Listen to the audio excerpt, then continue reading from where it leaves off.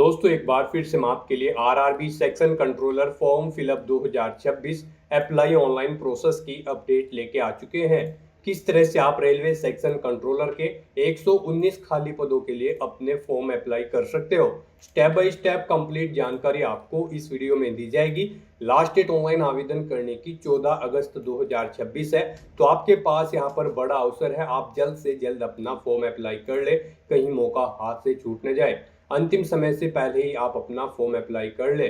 Form apply करते समय अगर आपके सामने कोई भी टेक्निकल डिफिकल्टी, कोई भी टेक्निकल प्रॉब्लम आ रही है, तो उसका हल भी आपको इस वीडियो में मिल जाएगा।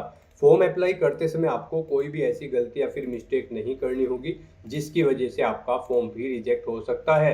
अप्लाई करते समय आप अपना रजिस्ट्रेशन किस प्रकार से करोगे, कैसे आपको अपनी पर्सनल इंफॉर्मेशन फिल करनी होगी, कॉन्टैक्ट डिटेल आप कैसे दोगे, किस तरह से आप अपना पासवर्ड क्रिएट करोगे, वेरिफिकेशन आपको कैसे करना होगा, क्वालिफिकेशन की डिटेल आप कैसे फिल करोगे, पोस्ट और जोन प्रेफरेंस आपको कैसे देनी होगी, कैसे आप अपना लाइव फोटो कैप्चर करोगे, डॉक्यूमेंट सिग्नेचर कैसे और कितने केबी में आप अपलोड करोगे, फीस पेमेंट करते हुए, रजिस्ट्रेशन से लेकर प्रिंट तक आपको कैसे अपना फॉर्म अप्लाई कर लेना होगा। पूरी जानकारी के लिए आपको ये वीडियो शुरू से लेके एंड तक बिना स्किप किए हुए देखनी होगी। इस वीडियो को पूरा देखने पर ही आपके सभी सवाल और डाउट क्लियर होंगे।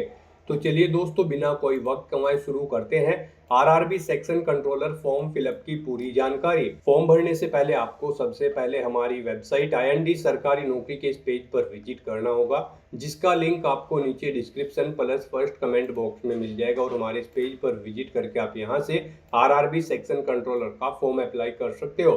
रेलवे रिक्रूटमेंट बोर्ड की ओर से सेक्शन कंट्रोलर के लिए 119 वैकेंसीज निकाली गई है, जिसके लिए लास्ट डेट ऑनलाइन आवेदन करने की 14 अगस्त 2026 है। 35,400 सैलरी है। ग्रेजुएट डिग्री से आप अप्लाई कर सकते हो। 20 से 33 वर्ष आयु सीमा है। जनरल OBC WS के लिए 500 रुपये फीस है, 400 रिफंड कर दी जाएगी। SC ST PWD फीमेल के लिए 250 है, जो कि टोटल रिफंडेबल है। ऑनलाइन मोड से आप फीस पेमेंट करोगे। कंप्यूटर बेस्ड टेस्ट के आधार पर आपका चयन होगा। ऑनलाइन आप ऑल इंडिया से अप्लाई कर सकते हो rrbapply.gov.in पोर्टल से। इंपोर्टेंट लिंक सेक्शन के अंतर्गत ऑफिशियल नोटिफिकेशन PDF लिंक पर क्लिक करके आप इसकी PDF डाउनलोड कर सकते हो। सेक्शन कंट्रोलर के लिए आपको यहाँ पर कंप्लीट जानकारी देखने को मिल जाएगी, जैसे कि आपकी इंपोर्टेंट डेट्स यहाँ पर क्या रहने वाली है वो आप चेकआउट कर ले। सैलरी की जानकारी, qualification, age limit, age relaxation की इंफॉर्मेशन आपको यहाँ पर प्रोवाइड करा दी गई है। साथ ही साथ एग्जामिनेशन पैटर्न, सिलेबस आपको डिटेल में टॉपिक वाइज कंप्लीटली यहाँ पर प्रोवाइड करा दिए गए हैं। फॉर्म अप्लाई करने के लिए भी कुछ जनरल गाइडलाइंस आपको यहाँ पर देखने को मिल जाएगी। डॉक्यूमेंट सिग्नेचर, फोटोग्राफ के लिए यहाँ पर गाइडलाइंस आपको दे दी गई है। साथ ही साथ यहाँ पर आपको जोन वाइज वैकेंसीज की भी डिटेल यहाँ पर प्रोवाइड करा दी गई है। आप यहाँ से अलग अलग आरआरबी के लिए वैकेंसी चेकआउट कर ले। तो फॉर्म अप्लाई करने से पहले आपको नोटिफिकेशन की PDF पूरा रीड आउट करना अनिवार्य है। इसको पूरा पढ़ने से ही आपके सभी सवाल और डाउट क्लियर होंगे। PDF रीड आउट करने के बाद में आपको अप्लाई ऑनलाइन के इस लिंक पर क्लिक करना होगा, तो आपके सामने ऑनलाइन आवेदन करने का ये ऑफिशियल पोर्टल ओपन हो जाएगा। यहाँ पर आप चेकआउट कर सकते हो। सेक्शन कंट्रोलर की ये भर्ती यहाँ पर स्टार्ट हो चुकी है 15 जुलाई 2026 से। गाइस, यहाँ पर अगर आपने पहले से रजिस्ट्रेशन कर रखा है तो आपको इस वेबसाइट के टॉप पर ही लॉगिन की टैब दी गई है, आप इस पर क्लिक करें। आपके सामने कुछ इस तरह से इंटरफेस ओपन होगा। यहाँ पर आपको लॉगिन विद आधार या फिर लॉगिन विद आरआरबी अकाउंट, इनमें से किसी भी ऑप्शन का यूज करते हुए लॉगिन करके अपना फॉर्म अप्लाई करना है। लॉगिन विद अकाउंट ऑप्शन अगर आप सिलेक्ट करते हैं तो आपको अपना मोबाइल नंबर या ईमेल एड्रेस यहाँ पर एंटर करना है। अपना पासवर्ड आपको एंटर करना है। I am not a robot के चेकबॉक्स को ओके करना है और लॉगिन की स्टेप पर क्लिक करते हुए आपको लॉगिन करके अपना फॉर्म अप्लाई कर लेना है। और अगर आप इस भर्ती के लिए फर्स्ट टाइम अप्लाई करने जा रहे हो या फिर इस पोर्टल के थ्रू किसी भी भर्ती के लिए फर्स्ट टाइम अप्लाई करने जा रहे हो, तो सबसे पहले यहाँ पर आपको अपना अकाउंट क्रिएट करना होगा। उसके लिए आपको क्रिएट एन अकाउंट की ये टैब दी गई है, आप इस पर क्लिक करें। आपके सामने यहाँ पर कुछ इस तरह से इंटरफेस ओपन होगा। अब यहाँ पर आपसे कहा गया है अगर आपने 2024, 25 या फिर 26 में इस पोर्टल के थ्रू किसी भी भर्ती के लिए अप्लाई कर रखा है तो आपको यहाँ पर रजिस्ट्रेशन करने की जरूरत नहीं है। आप अपनी बेसिक इन्फॉर्मेशन प्रोवाइड कराते हुए लॉगिन करके अपना फॉर्म अप्लाई कर सकते हो। और अगर आप बिल्कुल फर्स्ट टाइम अप्लाई करने जा रहे हो तो फिर यहाँ पर आपको अपना रजिस्ट्रेशन करना होगा, तो आप यहाँ पर ओके करें और फिर यहाँ पर आपके सामने कुछ इस तरह से इंटरफेस ओपन होगा। अब यहाँ पर आपको अपनी बेसिक इन्फॉर्मेशन प्रोवाइड कराते हुए अपना रजिस्ट्रेशन करना है। सबसे पहले यहाँ पर आपको अपनी नेशनैलिटी सेलेक्ट कर लेनी है।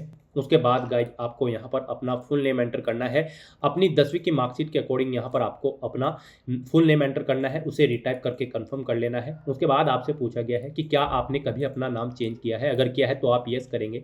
और फिर यहाँ पर जब आपकी डॉक्यूमेंट वेरीफाई होंगे उस समय आपको यहाँ पर अपने नेम चेंज का कोई जो गैजेटेड नोटिफिकेशन है वो शो करना होगा, या फिर कोई रिलीवेंट लीगल डॉक्यूमेंट है वो आपको शो करना होगा। जब आपके डॉक्यूमेंट वेरीफाई होंगे तो यहाँ पर आप I understand and I agree के ऑप्शन पर क्लिक करेंगे। और अगर आपने कभी अपना नाम चेंज नहीं किया है तो आप सिंपली यहाँ पर नो ऑप्शन सेलेक्ट करेंगे। चेंज किया है तो आप यस करेंगे और फिर यहाँ पर चेंज नेम देंगे। चेंज नहीं किया है तो आप नो ऑप्शन सेलेक्ट कर लेंगे। उसके बाद यहाँ पर आपको अपनी डेट ऑफ बर्थ सेलेक्ट कर लेनी है। फिर आपको अपनी डेट ऑफ बर्थ यहाँ पर टाइप करनी है, रिटाइप DDMMYY फॉर्मेट में। उसके बाद आपको अपना जेंडर यहाँ पर सिलेक्ट करना है। अपना जेंडर एक बार फिर से आपको रीसिलेक्ट करना है। फिर यहाँ पर आपको अपने फादर का नाम एंटर करना है, उसे रिटाइप करना है। अपनी मदर का नाम एंटर करना है, उसे भी आपको रिटाइप कर देना है कंफर्मेशन के लिए। उसके बाद गाइज यहाँ पर आपको अपनी कॉन्टैक्ट डिटेल प्रोवाइड करनी है। यहाँ पर आपको अपना ईमेल एड्रेस एंटर करना है, मोबाइल नंबर एंटर करना है और फिर जनरेट ईमेल OTP और जनरेट मोबाइल OTP के ऑप्शन पर क्लिक करना है। फिर आपके ईमेल ID और मोबाइल नंबर पर OTP आएंगे। वो OTP आपको यहाँ पर एंटर करते हुए अपना मोबाइल नंबर और ईमेल ID वेरीफाई कर लेने हैं। उसके बाद यहाँ पर आपको अपना वेरिफिकेशन करना है। वेरिफिकेशन के लिए यहाँ पर आपके पास 3 ऑप्शन है। आप यहाँ पर डिजी लॉकर के थ्रू अपना वेरिफिकेशन कर सकते हैं, या फिर गाइज यहाँ पर आप आधार कार्ड के थ्रू अपना वेरिफिकेशन कर सकते हैं, या फिर आपके पास अगर आधार भी नहीं है तो उसके थ्रू भी आप यहाँ पर अपना वेरिफिकेशन कर सकते हैं अपने पैन नंबर की डिटेल प्रोवाइड कराते हुए। तो यहाँ पर हम आपको तीनों ऑप्शंस के बारे में बताएंगे 1 बाय 1 करके। तो यहाँ पर अगर आप ऑप्शन सेलेक्ट करते हैं वेरिफिकेशन थ्रू डिजी लॉकर, तो आपको यहाँ पर वेरिफिकेशन थ्रू डिजी लॉकर के इस ऑप्शन पर क्लिक करना है। फिर यहाँ पर आपको आई कंफर्म के चेकबॉक्स को ओके करना है और उसके बाद गाइज आपको वेरीफाई के इस ऑप्शन पर क्लिक कर देना है।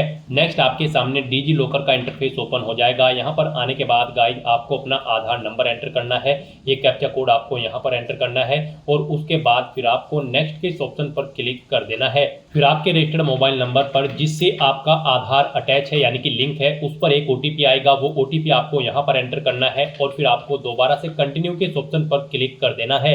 नेक्स्ट यहाँ पर आपको अपना 6 डिजिट का डिजी लॉकर का सिक्योरिटी पिन एंटर करना है, और अगर आप भूल चुके हो तो यहाँ पर आप फॉरगेट सिक्योरिटी पिन के इस ऑप्शन पर क्लिक करें और अपना सिक्योरिटी पिन यहाँ पर गेट कर ले। गाइड यहाँ पर अगर आपने रजिस्ट्रेशन कर रखा है तो आपको यहाँ पर अपना 6 डिजिट का डिजी लॉकर का सिक्योरिटी पिन एंटर करना है, और अगर आपने रजिस्ट्रेशन नहीं कर रखा है तो आपको डिजी लॉकर की वेबसाइट को ओपन कर लेना है और वहां पर अपना अकाउंट आपको रजिस्टर कर लेना है, अकाउंट क्रिएट कर लेना है। इस तरह से अपना पिन यहाँ पर एंटर करने के बाद फिर आपको कंटिन्यू के ऑप्शन पर ही क्लिक करना है। नेक्स्ट आपके सामने आपका डिजी लॉकर अकाउंट कुछ इस तरह से शो होगा।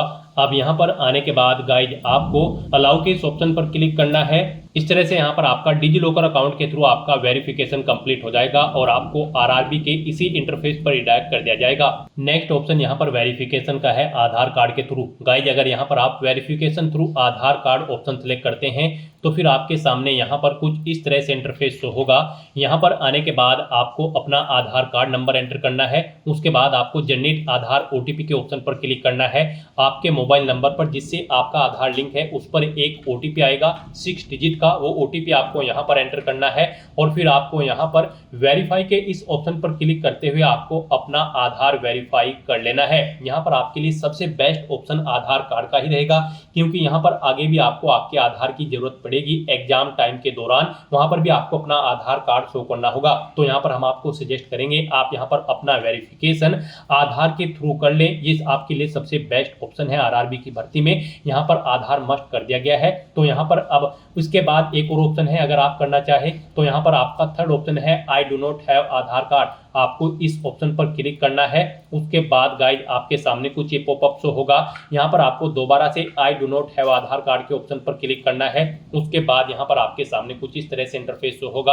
आप यहाँ पर इस चेकबॉक्स को ओके करें। उसके बाद यहाँ पर आप अपनी कोई वैलिड प्रूफ ID सिलेक्ट करें। पैन कार्ड यहाँ पर केवल आपको ऑप्शन दिया गया है। उसके बाद यहाँ पर आपका जो नाम पैन पर आधारित है वो नाम यहाँ पर आप एंटर करें। अपनी डेट ऑफ बर्थ इस कैलेंडर में से सिलेक्ट करें। अपना पैन नंबर यहाँ पर आप एंटर करें। उसके बाद किस अथॉरिटी ने आपको इशू किया है उसका नाम आपको देना है। प्लेस ऑफ इशू यहाँ पर आपको देना है और उसके बाद फिर आपको प्रोसीड के ऑप्शन पर क्लिक करके इस थर्ड ऑप्शन के थ्रू भी आप अपना वेरिफिकेशन यहाँ पर कंप्लीट कर सकते हो। तो इनमें से आपको कोई भी ऑप्शन यूज करते हुए अपना वेरिफिकेशन कर लेना है, ये मस्ट है। ये पूरी वेरिफिकेशन की प्रोसेस हमने आपको बता दी है, इनमें से किसी का भी यूज करते हुए आप अपना वेरिफिकेशन कर सकते हैं। हम आपको एक बार फिर से बता दें, आप यहाँ पर आधार कार्ड के थ्रू अपना वेरिफिकेशन करें, आपके लिए बेस्ट रहेगा। तो यहाँ पर किसी भी ऑप्शन के थ्रू वेरिफिकेशन करने के बाद आपको इस चेकबॉक्स को ओके करना है, I confirm that I am 18 year old या फिर ओल्डर, यानी कि मेरी आयु यहाँ पर 18 साल हो चुकी है या फिर इससे अधिक।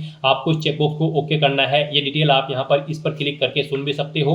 और फिर गाइस यहाँ पर आपको अपना पासवर्ड क्रिएट करना है। यहाँ पर आपका पासवर्ड अल्फा न्यूमेरिक फॉर्मेट में होना चाहिए। मींस आपके पासवर्ड में एक अपर केस कैरेक्टर, एक लोअर केस कैरेक्टर, एक इंटीजर नंबर और एक स्पेशल कैरेक्टर जैसे कि @ हैश या फिर डॉलर होना चाहिए। तो इस फॉर्मेट में आपको अपना पासवर्ड क्रिएट करना है। ये एग्जांपल हमने आपको दिखाया है। वही पासवर्ड आपको यहाँ पर कंफर्म पासवर्ड फील्ड में एंटर करना है।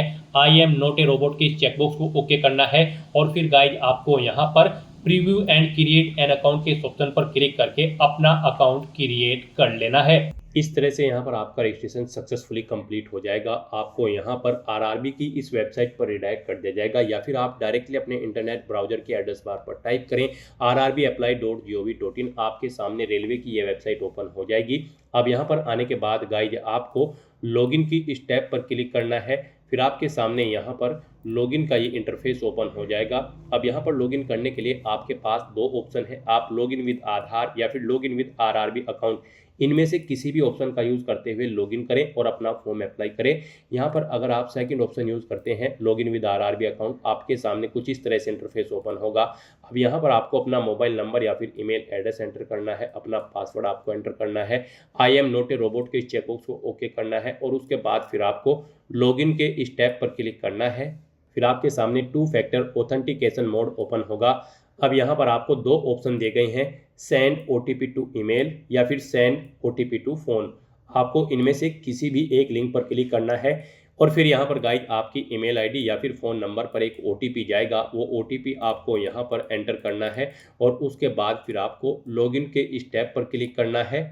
नेक्स्ट आपके सामने कुछ इस तरह से इंटरफेस ओपन होगा। अब यहाँ पर आपको कुछ जनरल इंस्ट्रक्शन दिए गए हैं। फॉर्म अप्लाई करने से पहले आपको इन्हें केयरफुली रीड आउट कर लेना है और उसके बाद गाइड फिर आपको यहाँ पर ऑनलाइन एप्लीकेशन के इस ऑप्शन पर क्लिक करना है, या फिर आपको टॉप पर ही ऑनलाइन एप्लीकेशन का एक अनदर ऑप्शन भी दिया गया है, आप इनमें से किसी भी ऑप्शन पर क्लिक करें। फिर आपके सामने कुछ इस तरह से इंटरफेस ओपन होगा। अब यहाँ पर रेलवे के इस पोर्टल पर करंट में जितनी भी भर्तियां चल रही हैं उन सभी की लिस्ट आपको शो कर दी जाएगी। गाइस यहाँ पर आपको सेक्शन कंट्रोलर की इस भर्ती पर अप्लाई करना है, तो यहाँ पर आप चेकआउट कर सकते हो। इसका centralise employment notice CN 3/2026 section controller है। तो इस भर्ती पर अप्लाई करने के लिए गाइड अब आपको यहाँ पर सबसे पहले अपना बोर्ड सेलेक्ट करना है जिसके अंतर्गत आप अपना फॉर्म अप्लाई करना चाहते हैं। आरआरबी का बोर्ड आप यहाँ पर सेलेक्ट करें, उसके बाद इन दोनों चेकबॉक्सेस को आप ओके करें और फिर गाइड आप यहाँ पर नेक्स्ट के इस ऑप्शन पर क्लिक कर दें। फिर आपके सामने कुछ इस तरह से इंटरफेस ओपन होगा। अब यहाँ पर आपका फॉर्म स्टार्ट हो चुका है। यहाँ पर कुछ डिटेल आपको ऑटोमेटिकली फिर मिलेगी जो कि आपके रजिस्ट्रेशन से फैच कर ली गई है। अब गाइज आपको यहाँ पर सबसे पहले अपना मैरिटल स्टेटस सेलेक्ट कर लेना है, आप मैरिड हो या फिर अनमैरिड। उसके बाद आपको अपना रिलीजन सेलेक्ट करना है। फिर यहाँ पर आपको अपनी मातृभाषा सेलेक्ट कर लेनी है और फिर आपको यहाँ पर अपनी एग्जाम की लैंग्वेज सेलेक्ट कर लेनी है, जिस लैंग्वेज में आप एग्जाम देना चाहते हैं। फिर आपकी बॉडी पर कहीं कोई कट या तिल का निशान है तो उस पैलेस का नाम यहाँ पर आपको देना है। 2 पैलेस के नाम यहाँ पर आपको देने हैं, नहीं है तो आपको नो मार्क एंटर कर देना है। उसके बाद गाइज यहाँ पर आपको अपनी कम्युनिटी की डिटेल प्रोवाइड करनी है। यहाँ पर आप अपनी कैटेगरी सिलेक्ट करें, आप जिस कैटेगरी से बिलोंग करते हैं आप अपने अकॉर्डिंग अपनी कैटेगरी सिलेक्ट करें। यहाँ पर अगर आप रिजर्व कैटेगरी से बिलोंग करते हैं तो फिर यहाँ पर आपको अपनी कास्ट का नाम देना है, अपना कास्ट सर्टिफिकेट का नंबर यहाँ पर आपको देना है, किसने आपको इशू कराया है उस अथॉरिटी का नाम यहाँ पर आपको सिलेक्ट कर लेना है और फिर यहाँ पर आपको किस स्टेट से इशू कराया गया है वो स्टेट आपको सिलेक्ट कर लेना है। उसके बाद यहाँ पर आपको किस डेट को आपका ये सर्टिफिकेट इशू हुआ है वो डेट आपको सिलेक्ट कर लेनी है। क्या यहाँ पर आप फ्री ट्रेवल पास चाहते हैं, अगर चाहते हैं तो यस ऑप्शन आप सिलेक्ट करें और फिर यहाँ पर आप अपने नियरेस्ट रेलवे स्टेशन का नाम सेलेक्ट करें या फिर उसका नाम एंटर करें और फिर यहाँ पर आपको अपना वैलिड कास्ट सर्टिफिकेट अपलोड करना होगा। वो यहाँ पर PDF फॉर्मेट में होना चाहिए, 400 KB से कम उसका साइज होना चाहिए। आप यहाँ पर अपलोड डॉक्यूमेंट के ऑप्शन पर क्लिक करेंगे, फाइल को सिलेक्ट करेंगे और अपना वैलिड कास्ट सर्टिफिकेट यहाँ पर अपलोड कर देंगे अगर आप फ्री ट्रेवल पास चाहते हैं। और अगर आप फ्री ट्रेवल पास नहीं चाहते हैं तो आप सिंपली यहाँ पर नो ऑप्शन सेलेक्ट कर लेंगे। इस तरह से यहाँ पर आपको अपनी कम्युनिटी की डिटेल देनी है। उसके बाद गाइड यहाँ पर आपको अपने एड्रेस की डिटेल प्रोवाइड करनी है। यहाँ पर आपको अपना प्रेजेंट एड्रेस एंटर करना है। यहाँ पर आप अपना प्रेजेंट एड्रेस एंटर करें, उसके बाद यहाँ पर आप अपना परमानेंट एड्रेस एंटर करें। और अगर आपका परमानेंट एड्रेस आपके प्रेजेंट एड्रेस के अकॉर्डिंग सेम है तो आप यहाँ पर इस चेकबॉक्स को ओके कर दें, tick if permanent address is same as present address. Automatically आपका परमानेंट एड्रेस आपके प्रेजेंट एड्रेस के अकॉर्डिंग यहाँ पर फिल हो जाएगा। इस तरह से यहाँ पर आपको अपनी डिटेल प्रोवाइड करनी है। और फिर गाइड आपको यहाँ पर सेव के इस ऑप्शन पर क्लिक करते हुए अपनी सभी डिटेल सेव कर देनी है। और उसके बाद फिर आपको यहाँ पर नेक्स्ट के इस ऑप्शन पर क्लिक करना है। नेक्स्ट यहाँ पर आपको अपनी कुछ और डिटेल्स प्रोवाइड करनी है। यहाँ पर आपसे पूछा गया है कि क्या आप एक सर्विसमैन हैं, अगर हैं तो आप यस ऑप्शन सेलेक्ट करेंगे। और फिर आप बताएंगे आप आर्मी, नेवी, एयरफोर्स किस में कार्यरत थे, अपनी रैंक यहाँ पर देंगे, एंट्री डेट आप देंगे, क्या आप फिलहाल भी सर्विस कर रही हैं, यस या नो आप अपने अकॉर्डिंग सेलेक्ट कर लेंगे। और फिर यहाँ पर आप जो डेट सेलेक्ट करेंगे उसके अकॉर्डिंग आपकी सर्विस की लेंथ कैलकुलेट करके आपको शो कर दी जाएगी। और अगर आप एक सर्विसमैन नहीं हैं तो आप सिंपली नो ऑप्शन सेलेक्ट कर लेंगे। फिर आपसे पूछा गया कि क्या आप PWBD कैटेगरी कैंडिडेट हैं, अगर हैं तो आप यस ऑप्शन सेलेक्ट करें। अपनी डिसेबिलिटी की कैटेगरी सेलेक्ट करें, सब कैटेगरी यहाँ पर आप सेलेक्ट करें, डिसेबिलिटी की परसेंटेज एंटर करें, PWBD सर्टिफिकेट नंबर यहाँ पर आप अपना एंटर करें, किस डेट को वो इशू हुआ है वो डेट आप सेलेक्ट करें, UDID नंबर आप अपना एंटर करें। क्या आपको स्क्राइब की जरूरत पड़ेगी कंप्यूटर बेस्ड टेस्ट में, तो यहाँ पर आप यस या नो करके अपनी डिटेल्स प्रोवाइड कराएं। और अगर आप PWBD कैंडिडेट नहीं है तो आप सिंपली यहाँ पर नो ऑप्शन सेलेक्ट करेंगे और फिर आपको आगे की डिटेल नहीं देनी होगी। उसके बाद आपसे पूछा गया है कि क्या आपको यहाँ पर स्क्राइब की जरूरत पड़ेगी, राइटिंग एबिलिटी अफेक्टेड अगर कैंडिडेट आप हैं, अगर पड़ेगी तो आप यस करेंगे, I understand and I agree के इस ऑप्शन पर क्लिक करेंगे और यहाँ पर बताएंगे आपको यहाँ पर स्क्राइब की जरूरत पड़ेगी या फिर नहीं, यस या नो आप अपने अकॉर्डिंग ऑप्शन सेलेक्ट कर लेंगे।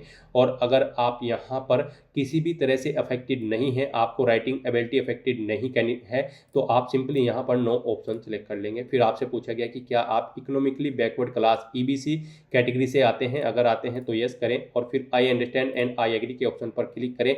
यहाँ पर आप बताएं आपके पास इस कैटेगरी को प्रूव करने के लिए कौन सा डॉक्यूमेंट है, EBC सर्टिफिकेट है, BPL कार्ड है या फिर इज्जत MST इशूड है रेलवे के द्वारा, आप अपने अकॉर्डिंग ऑप्शन सेलेक्ट करेंगे। किस अथॉरिटी ने इशू कराया है वो आप सेलेक्ट करेंगे, अपने सर्टिफिकेट का नंबर यहाँ पर आप देंगे, किस डेट को आपको ये इशू हुआ है वो डेट आप सेलेक्ट कर लेंगे। और अगर आप यहाँ पर इकोनॉमिकली बैकवर्ड क्लास से नहीं है तो आप सिंपली नो ऑप्शन सेलेक्ट कर लेंगे। फिर यहाँ पर आपसे पूछा गया कि क्या आप रेलवे में सर्विस कर रहे हैं, अगर कर रहे हैं तो आप यस करेंगे, अपनी HRMS ID यहाँ पर एंटर करेंगे। फिर यहाँ पर आपसे पूछा गया कि क्या आपने उस अथॉरिटी से NOC ले ली है जहाँ पर आप कार्य कर रहे हैं, अगर ले ली है तो यस करें, नहीं तो नो ऑप्शन सेलेक्ट करें। अपनी कैटेगरी आप सेलेक्ट करें, किस कैटेगरी के अंतर्गत आप कार्यरत है, प्लेस ऑफ वर्किंग यहाँ पर दें, अपना जोन सेलेक्ट करें। और अगर आप रेलवे में सर्विस नहीं कर रहे हैं तो आप सिंपली नो ऑप्शन सेलेक्ट कर लेंगे। फिर यहाँ पर आपको अपनी करंट एम्प्लॉयमेंट की डिटेल देनी है, अगर आप कहीं पर कार्यरत हैं किसी ऑर्गेनाइजेशन में तो आप बताएं सेंट्रल गवर्नमेंट में है, स्टेट गवर्नमेंट में है या पब्लिक सेक्टर में है, आप अपने अकॉर्डिंग यहाँ पर ऑप्शन सेलेक्ट करें और फिर उसकी डिटेल यहाँ पर दे। ऑर्गेनाइजेशन का नाम आपको देना होगा, किस डेट से यहाँ पर आपने सर्विस स्टार्ट की है वो डेट आप सेलेक्ट करें। करंट में आप सर्विस कर रहे हैं तो यस करें, नहीं कर रहे हैं तो नो ऑप्शन सेलेक्ट करें और फिर आप बताएं किस डेट को आपने अपनी जॉब छोड़ी है। इस तरह से यहाँ पर आपको अपनी सर्विस की डिटेल देनी होगी, अगर आप करंट में एम्प्लॉयमेंट है, और अगर नहीं है आप एम्प्लॉय तो आप नॉट एप्लीकेबल ऑप्शन सेलेक्ट कर लेंगे, फिर आपको आगे की डिटेल नहीं देनी होगी। और फिर यहाँ पर आपको अपनी फीस रिफंड के लिए अपना आधार नंबर एंटर करना है। फिर यहाँ पर आपके जिस भी अकाउंट में आपका आधार नंबर लगा होगा उससे आपकी बैंक डिटेल यहाँ पर फैच कर ली जाएगी। आधार नंबर एंटर करते ही यहाँ पर आपके जिस बैंक अकाउंट में आपका आधार नंबर सीडेड होगा, जिस बैंक अकाउंट से, वो यहाँ पर आपको अकाउंट शो कर दिया जाएगा। आप इसे चेकआउट करें। चेंज करना चाहते हैं इसे आप, मान लीजिए आपके 2 अकाउंट है तो आप चेंज अकाउंट डिटेल के ऑप्शन पर क्लिक करके इसे चेंज कर सकते हैं। तो इस तरह से यहाँ पर आपको अपनी डिटेल प्रोवाइड करनी है और उसके बाद गाइस फिर आपको यहाँ पर सेव के इस ऑप्शन पर क्लिक करके अपनी ये सभी डिटेल सेव कर देनी है और उसके बाद फिर आपको यहाँ पर नेक्स्ट के इस ऑप्शन पर क्लिक करना है। नेक्स्ट यहाँ पर आपको अपनी एजुकेशनल क्वालिफिकेशन की डिटेल प्रोवाइड करनी है। गाइस यहाँ पर रेलवे सेक्शन कंट्रोलर की इस भर्ती पर अप्लाई करने के लिए आपके पास ग्रेजुएट डिग्री होनी चाहिए किसी भी वेल रिकॉग्नाइज्ड यूनिवर्सिटी से, किसी भी रिलेवेंट डिसिप्लिन के अंतर्गत। तो यहाँ पर अब आपको अपनी क्वालिफिकेशन की डिटेल प्रोवाइड करनी है। अगर आपने इस पोर्टल के थ्रू पहले भी किसी भर्ती के लिए अप्लाई कर रखा होगा तो यहाँ पर आपको आपकी 10वीं क्लास की डिटेल ऑटोमेटिकली फिर मिलेगी। इसमें अगर कोई मिस्टेक है, आप एडिट करना चाहते हैं तो आप यहाँ पर पेंसिल के इस ऑप्शन पर क्लिक करके अपनी डिटेल एडिट कर सकते हैं। और या फिर अगर आप फर्स्ट टाइम यहाँ पर अप्लाई करने जा रहे हैं तो यहाँ पर आप क्वालिफिकेशन में मैट्रिकुलेशन SSLC ऑप्शन सेलेक्ट करेंगे। फिर आपके सामने कुछ इस तरह से इंटरफेस ओपन होगा। अब यहाँ पर आपको अपनी 10वीं क्लास की डिटेल देनी होगी। सबसे पहले आपको स्टेट सेलेक्ट करना होगा जिससे आपने अपनी 10वीं क्लास पास आउट की है। फिर आपको डिस्ट्रिक्ट सेलेक्ट करना है। फिर यहाँ पर आपको बोर्ड का नाम देना है जिस बोर्ड से आपने अपनी 10वीं क्लास पास आउट की है। पासिंग डेट यहाँ पर आपको सेलेक्ट कर लेनी है। फिर यहाँ पर आपको अपनी 10वीं का रोल नंबर एंटर करना है। फिर यहाँ पर आपको अपनी 10वीं क्लास के सर्टिफिकेट का सीरियल नंबर एंटर कर देना है और उसके बाद आपको यहाँ पर ऐड या अपडेट के ऑप्शन पर क्लिक करते हुए अपनी 10वीं क्लास की डिटेल ऐड या फिर अपडेट कर देनी है। इस तरह से यहाँ पर आपको अपनी 10वीं क्लास की डिटेल देनी है। तो इस प्रकार यहाँ पर आपकी 10वीं क्लास की डिटेल ऐड हो जाएगी और उसके बाद गाइज फिर यहाँ पर आपको अपनी ग्रेजुएशन की डिटेल देनी है। यहाँ पर आप बैचलर डिग्री ऑप्शन सेलेक्ट करेंगे। यहाँ पर आपको सबसे पहले अपनी डिसिप्लिन या सब्जेक्ट सेलेक्ट करना है बैचलर डिग्री। फिर यहाँ पर आपको अपने कोर्स का नाम देना है ग्रेजुएशन के जिसमें आपने अपनी ग्रेजुएशन पास आउट की है, जैसे कि BA, BCom, BSc या फिर BTech। उसके बाद आपको अपना स्टेट सेलेक्ट करना है जिस स्टेट से आपने अपनी ग्रेजुएशन पास आउट की है। डिस्ट्रिक्ट सेलेक्ट कर लेना है। उसके बाद आपको कॉलेज या यूनिवर्सिटी का नाम देना है जिससे आपने अपनी ग्रेजुएशन यहाँ पर पास आउट की है। उसके बाद यहाँ पर आपको पासिंग डेट सेलेक्ट कर लेनी है इस कैलेंडर में से जब आपने अपनी ग्रेजुएशन पास आउट की है। फिर यहाँ पर आपको अपनी ग्रेजुएशन की परसेंटेज एंटर कर देनी है। इस तरह से यहाँ पर आपको अपनी ग्रेजुएशन की डिटेल प्रोवाइड करनी है और फिर गाइज आपको यहाँ पर ऐड के इस ऑप्शन पर क्लिक करते हुए अपनी ग्रेजुएशन की डिटेल भी ऐड कर देनी है। इस तरह से यहाँ पर आपकी क्वालिफिकेशन की डिटेल सक्सेसफुली ऐड हो जाएगी और फिर आपको यहाँ पर नेक्स्ट के इस ऑप्शन पर क्लिक करना है। नेक्स्ट यहाँ पर आपको अपना फोटो और सिग्नेचर अपलोड करने हैं। यहाँ पर आपको फोटो कैप्चर करने के लिए 2 ऑप्शन दिए गए हैं। आप यहाँ पर डायरेक्टली कैप्चर लाइव इमेज के ऑप्शन पर क्लिक करें, अपने वेब कैमरा के थ्रू अपना लाइव फोटो कैप्चर कर लें, या फिर आप यहाँ पर capture live image from mobile के इस ऑप्शन पर क्लिक करें। आपके सामने यहाँ पर एक QR कोड शो होगा। इस QR कोड को आप अपने मोबाइल फोन से स्कैन करें। अपने मोबाइल फोन में आपने जो भी यहाँ पर QR कोड स्कैनर इंस्टॉल किया हुआ है उसके थ्रू आप इसे स्कैन करें। उसके बाद आपके मोबाइल फोन में आपको अपना RRB का अकाउंट लॉगिन करना होगा। अपने लॉगिन की डिटेल प्रोवाइड करते हुए आपको अपने डैशबोर्ड में लॉगिन कर लेना है और फिर वहां से आपको अपना फोटो लाइव कैप्चर करना है। फोटो कैप्चर करते समय आपको अपना फेस सर्कल में प्रॉपर वे में लाना है और अपनी आंखों को 2 या 3 बार ब्लिंक करना है। उसके बाद यहाँ पर आपका लाइव फोटो कैप्चर हो जाएगा आपके मोबाइल फोन से। यहाँ पर फोटो कैप्चर करते समय आपको कुछ जनरल इंस्ट्रक्शंस दिए गए हैं, आपको इन्हें रीड आउट कर लेना है। फोटो कैप्चर करते समय आपको सफेद कपड़े नहीं पहनने हैं और जिस स्थान पर आप अपना फोटो कैप्चर करेंगे वहां पर प्रॉपर वे में लाइट होनी चाहिए और प्लेन बैकग्राउंड उस स्थान का होना चाहिए। और यहाँ पर आपको बिल्कुल सीधा कैमरे की तरफ देखना है और आपको यहाँ पर फोटो कैप्चर करते समय अपने सर पर कोई टोपी या फिर कैप नहीं पहननी है, ना आपको अपने चेहरे पर कोई मास्क लगाना है और ना ही आपको अपने आंखों पर कोई चश्मा यहाँ पर पहनना है। तो यहाँ पर आपको कुछ इन इंस्ट्रक्शंस को ध्यान में रखते हुए अपना लाइव फोटो कैप्चर कर लेना है। दोस्तों, मोबाइल से लाइव फोटो कैप्चर करने के लिए सबसे पहले आपको अपने फोन में QR code scanner application open करनी होगी। उसके बाद में आपको ये बार कोड यहाँ पर स्कैन कर लेना होगा। उसके बाद में आपको इस लिंक पर क्लिक करना होगा। उसके बाद यहाँ पर आने के बाद में आपको RRB अकाउंट के अंतर्गत अपने डैशबोर्ड में लॉगिन करना होगा। लॉगिन करने के लिए आप आधार से लॉगिन कर सकते हो या फिर RRB अकाउंट के थ्रू लॉगिन कर सकते हो। जैसे कि हम आपको RRB अकाउंट के थ्रू लॉगिन करके दिखा रहे हैं। सबसे पहले आपको यहाँ पर अपना ईमेल एड्रेस एंटर करना होगा, पासवर्ड आपको एंटर करना होगा और इस चेक बॉक्स को ओके करना होगा और यहाँ पर लॉगिन की स्टेप पर क्लिक करके अपने डैशबोर्ड में लॉगिन कर लेना होगा। लॉगिन करने के लिए आपको ईमेल आईडी या फिर मोबाइल फोन पर एक OTP सेंड करना होगा। उसके लिए आपको यहाँ पर इस लिंक पर क्लिक करना होगा। OTP एंटर करने के बाद में आपको लॉगिन की स्टेप पर क्लिक करना होगा। लॉगिन करने के बाद में आपके सामने कुछ इस तरह से इंटरफेस ओपन हो जाएगा। यहाँ पर आकर आपको इस पेज को स्क्रॉल डाउन करना होगा और यहाँ पर आप देख सकते हो capture live image. Live photo capture करने के लिए आपको इस टैब पर क्लिक करना होगा और अपना लाइव फोटो कैप्चर कर लेना होगा। फोटो कैप्चर करने के लिए आपको अपना फेस इस सर्कल के अंतर्गत लाना होगा और अपनी आंखों को यहाँ पर ब्लिंक करना होगा वेरिफिकेशन के लिए और उसके बाद में कैप्चर के इस टैब पर क्लिक करके अपना लाइव फोटो कैप्चर कर लेना होगा। तो इस तरह से आपका लाइव फोटो कैप्चर हो जाएगा और उसके बाद में आपको सेव की टैब पर क्लिक करके अपना लाइव फोटो जो आपने कैप्चर किया है उसको सेव कर देना होगा। उसके बाद गाइस यहाँ पर आपको अपने सिग्नेचर अपलोड करने हैं। सिग्नेचर यहाँ पर आपके JPG या फिर JPEG फॉर्मेट में होने चाहिए। सिग्नेचर की विड्थ आपकी 140 पिक्सल होनी चाहिए, हाइट 60 पिक्सल होनी चाहिए। सिग्नेचर यहाँ पर आपको एक ब्लैंक इंक पेन से व्हाइट पेपर पर करने हैं। यहाँ पर आपको एक बॉक्स क्रिएट करना है जिसकी विड्थ 140 पिक्सल होनी चाहिए और हाइट उसकी 60 पिक्सल होनी चाहिए। उसमें आपको अपने सिग्नेचर यहाँ पर करके अपलोड करने हैं। साइज आपके सिग्नेचर की फाइल का 30 KB से 49 KB के बीच में होना चाहिए। और अगर आप अपने सिग्नेचर का साइज कम या ज़्यादा करना चाहते हैं तो आप गूगल पर जाएं, इमेज रिसाइज टाइप करें, मल्टीपल ऑनलाइन वेबसाइट ओपन होंगी, उनमें से कोई भी वेबसाइट ओपन करें, वहां पर आप अपने सिग्नेचर की फाइल को अपलोड करें और अपनी नीड के अकॉर्डिंग आप उसका साइज सेट करके फिर उसे वहां से डाउनलोड करके अपलोड कर दें। तो यहाँ पर आपको ब्राउज के ऑप्शन पर क्लिक करना है, फाइल को सिलेक्ट कर लेना है और अपने सिग्नेचर की फाइल को यहाँ पर अपलोड कर देना है। इस तरह से यहाँ पर अपना फोटो और सिग्नेचर अपलोड करने के बाद गाइज फिर आपको I have uploaded my own signature के इस चेकबॉक्स को ओके करना है और फिर आपको यहाँ पर सेव के इस ऑप्शन पर क्लिक करके अपना फोटो और सिग्नेचर सेव कर देने हैं और उसके बाद आपको नेक्स्ट के इस ऑप्शन पर क्लिक करना है। नेक्स्ट यहाँ पर आपको अपनी जोन प्रेफरेंस देनी है। गाइज यहाँ पर आपने पीछे जो डिटेल प्रोवाइड कराई है और पीछे आपने जो अपना बोर्ड सेलेक्ट किया है उसके अकॉर्डिंग यहाँ पर आपको जोन शो कर दी जाएंगे।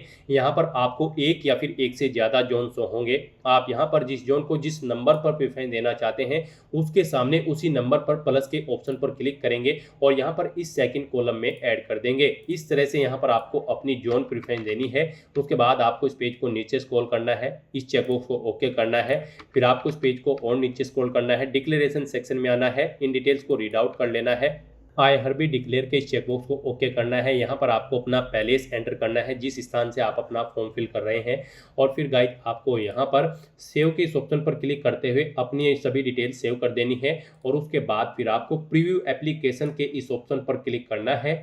फिर यहाँ पर आपने पीछे अब तक जो भी डिटेल अपने एप्लीकेशन फॉर्म में प्रोवाइड कराई है उसका पूरा प्रीव्यू आपको शो कर दिया गया है। आपको सभी डिटेल्स केयरफुली चेकआउट करनी है, इस पेज को नीचे स्क्रॉल करना है, यहाँ पर इस चेकबॉक्स को ओके करना है। कहीं पर कोई मिस्टेक है तो आप एडिट के ऑप्शन पर क्लिक करते हुए एडिट कर सकते हो और अगर सभी चीज़ें ओके हैं तो बस गाइड अब आपको यहाँ पर सबमिट के इस ऑप्शन पर क्लिक करना है। फिर आपके सामने ये पॉपअप शो होगा। अब आपको एक बार फिर से यहाँ पर सबमिट के इस ऑप्शन पर क्लिक करना है। इस तरह से यहाँ पर आपका एप्लीकेशन फॉर्म सक्सेसफुली सबमिट हो जाएगा। यहाँ पर आपका फॉर्म तो सबमिट हो चुका है लेकिन कंसीडर इसे आपके फीस पेमेंट के बाद ही किया जाएगा। तो यहाँ पर अब आपको आपकी कैटेगरी के अकॉर्डिंग एप्लीकेशन फीस का अमाउंट देखने को मिल जाएगा। यहाँ पर अनरिजर्व कैटेगरी की कैंडिडेट के लिए 500 रुपये फीस है और रिजर्व कैटेगरी कैंडिडेट के लिए यहाँ पर 250 रुपये एप्लीकेशन फीस है। अनरिजर्व कैटेगरी कैंडिडेट के 400 रुपये यहाँ पर रिफंड कर दी जाएंगे और रिजर्व कैटेगरी कैंडिडेट की पूरी फीस यहाँ पर बाद में रिफंड कर दी जाएगी कंप्यूटर बेस्ड टेस्ट फर्स्ट में पार्टिसिपेट करने के बाद। तो यहाँ पर गाइड अब आपको अपना फीस पेमेंट करना है आपकी कैटेगरी के अकॉर्डिंग। जो आपको एप्लीकेशन फीस का अमाउंट देखने को मिल रहा है ये फीस अमाउंट अब आपको पे करना है। आपका फॉर्म तो सबमिट हो चुका है लेकिन कंसिडर इसे आपके फीस पेमेंट के बाद ही किया जाएगा। तो यहाँ पर अब आपको अपना फीस पेमेंट करने के लिए पे विद SBI ई-पे के इस ऑप्शन पर क्लिक करना है। फिर आपके सामने ये पॉपअप शो होगा। अब आपको यहाँ पर आई एग्री के चेकबॉक्स को ओके करना है और उसके बाद गाइड फिर आपको प्रोसीड के इस ऑप्शन पर क्लिक करना है। फिर आपके सामने फीस पेमेंट का ये इंटरफेस ओपन होगा। अब यहाँ पर आप debit card, credit card, net banking या फिर UPI के माध्यम से अपना फीस पेमेंट कर सकते हो। UPI यहाँ पर आपके लिए सबसे बेस्ट और इजी ऑप्शन रहेगा। तो आप UPI के इस ऑप्शन पर क्लिक करें, उसके बाद आप यहाँ पर UPI QR के इस ऑप्शन पर क्लिक करें और फिर गाइड पे नाउ के इस ऑप्शन पर क्लिक कर दें। फिर आपके सामने ये QR कोड शो होगा। आप इसे अपने UPI से स्कैन करें और अपना फीस पेमेंट कर दें। सक्सेसफुली फीस पेमेंट करते ही यहाँ पर आपके एप्लीकेशन फॉर्म की सभी टास्क कंप्लीट हो जाएगी। फिर आपको आपके डैशबोर्ड में डायरेक्ट कर दिया जाएगा और वहाँ से फिर आपको अपने एप्लीकेशन फॉर्म का एक हार्ड कॉपी या फिर सॉफ्ट कॉपी प्रिंट आउट ले लेना है फ्यूचर यूज के लिए, फ्यूचर रेफरेंस के लिए। तो दोस्तों ऐसे आप RRB सेक्शन कंट्रोलर की इस भर्ती के लिए अपने फॉर्म अप्लाई कर सकते हो बिना कोई मिस्टेक किए हुए। आज की इस वीडियो में बस इतना ही।